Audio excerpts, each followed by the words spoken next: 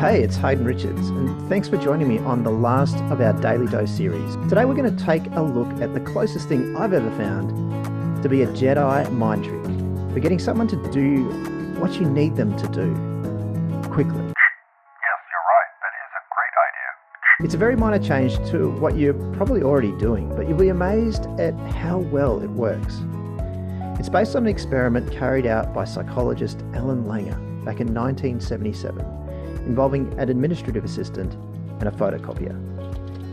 Yes, a photocopier, or as they were known back then, a Xerox machine.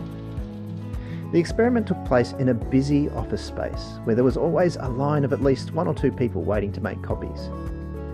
In the experiment, the admin assistant would approach one of the people in line with the intention of cutting in front, and they would ask one of these three questions. Version 1. Excuse me, I have 5 copies. May I use the Xerox machine?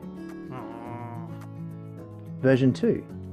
Excuse me, I have 5 copies. May I use the Xerox machine? Because I'm in a rush. And version 3. Excuse me, I have 5 copies. May I use the Xerox machine? Because I have to make copies. What do you think happened? With version 1, 60% of people let the admin assistant skip the line. With version 2, 94% of people let the admin assistant skip the line. And with version 3, 93% of people let the admin assistant skip the line. In other words, despite the fact that in version 3, the explanation really made no sense. May I use the Xerox machine? Because I have to make copies. It was still equally as successful as version 2, where the explanation at least made some sense. May I use the Xerox machine? Because I'm in a rush. And both of these versions were far more successful than the version where no explanation was offered at all. So what did these more successful strategies have in common? They included the word because. I think the reason this works is that people just appreciate explanations.